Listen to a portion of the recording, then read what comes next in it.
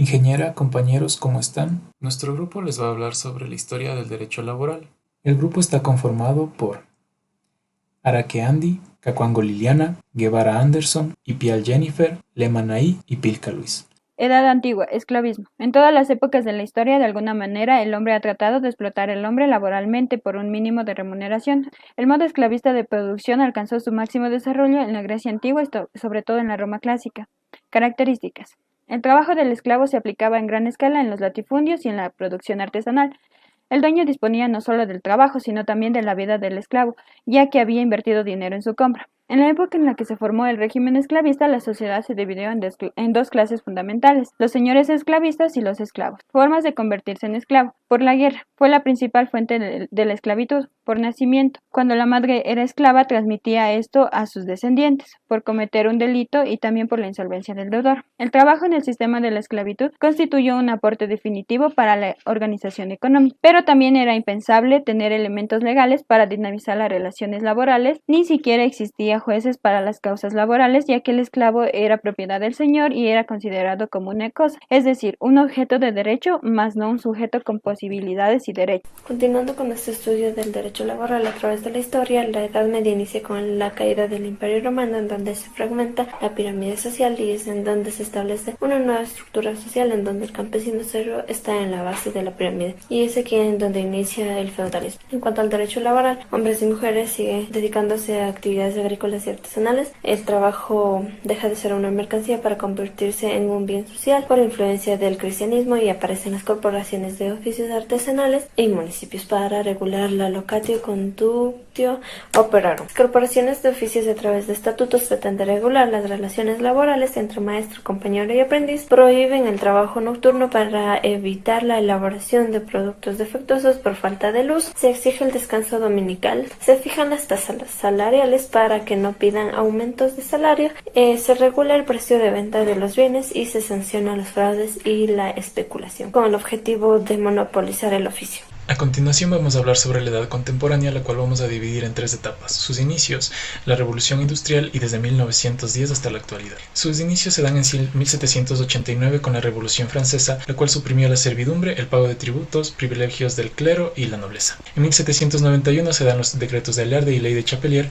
Los decretos de Alearde abolían los gremios y se establecía la libertad de ejercer una actividad profesional y la ley de Chapelier prohibía el restablecimiento de estos gremios y prohibía las asociaciones de patronos y obreros. Durante la Revolución Industrial en 1838, la Ley de Chapelier dio origen a la Carta del Pueblo, la cual pretendía brindar derechos políticos a los obreros.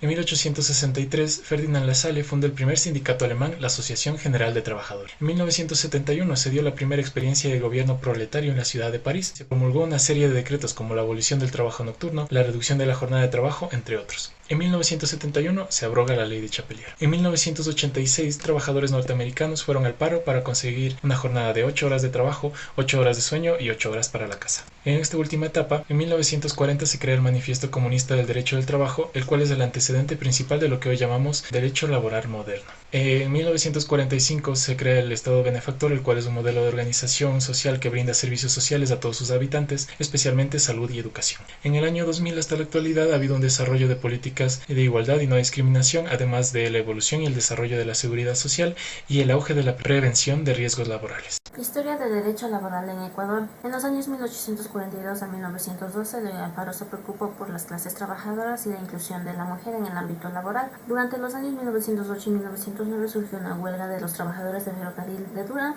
quienes exigían el alza salarial y el derecho al horario del trabajador. El 13 de julio de 1905 se crea por primera vez el Ministerio de Trabajo, mientras que el 15 de noviembre de 1922 ocurre la masacre de más de 1000 obreros que exigían los derechos de los trabajadores.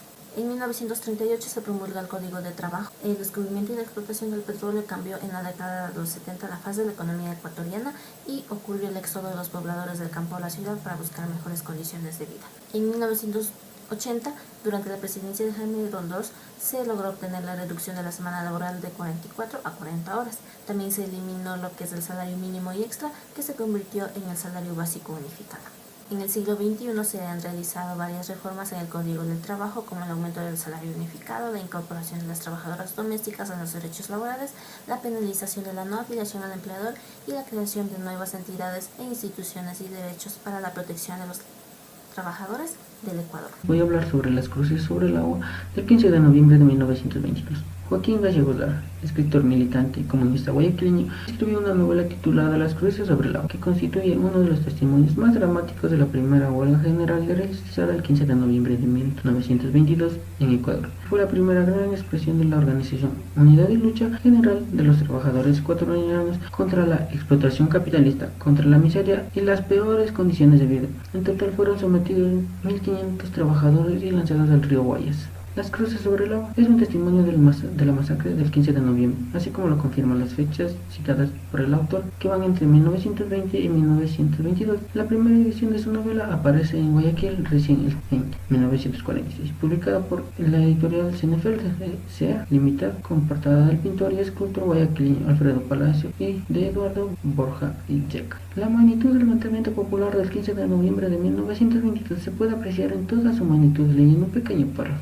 Desde ese tiempo, sabemos que aún existen guayaquileños que dan rito a la huelga realizada el 15 de noviembre de 1922, poniendo cruces y espermas encendidas, enviándolas en el río Guayas, como lo mencioné anteriormente, dándolo rito a las personas y a sus familiares que participaron el 15 de noviembre de 1922 de la huelga general de los trabajadores. A continuación vamos a hablar sobre la migración laboral venezolana en Ecuador. El cambio de Venezuela de ser un país receptor a un país expulsor de migrantes alteró el paisaje migratorio. Los principales afectados son los de la costa del Pacífico, como Colombia, Perú, Ecuador. Las causas de la migración venezolana se cuentan solos. El pueblo venezolano está sometido a altos niveles de escasez, hiperinflación, pérdida progresiva del poder adquisitivo, y todo esto ha provocado que las cifras de pobreza han alcanzado un 87% y de pobreza extrema un 61%. La migración hacia el Ecuador, el 91% de los venezolanos que ingresaron al país hasta el año 2017 lo hicieron en calidad de turista y así pudieron permanecer en el país 180 días. De ahí siguen las visas profesionales de alrededor de 5.500, de amparo 3.000 y de trabajo 2.200. Se puede observar que poco menos del 3% de los venezolanos que ingresaron lo están haciendo con una visa de trabajo. Como ya se indicó, a partir del 2013 muchos profesionales con posibilidades económicas emigraron en condiciones favorables con sus documentos en regla, pero incluso estos no pueden llegar a conseguir un trabajo estable. En la realidad del suceso laboral, estamos hablando de que según datos estadísticos realizados en el 2019, un venezolano promedio está dispuesto a trabajar por $8 diarios, y eso sin hablar de contratos o prestaciones de ley. Testimonios generados en base a los ecuatorianos a la migración laboral venezolana. Por ejemplo, si no se abastece para su propio país, ¿qué les hace pensar que va a haber para los extranjeros? Gabriel, ecuatoriano de 22 años.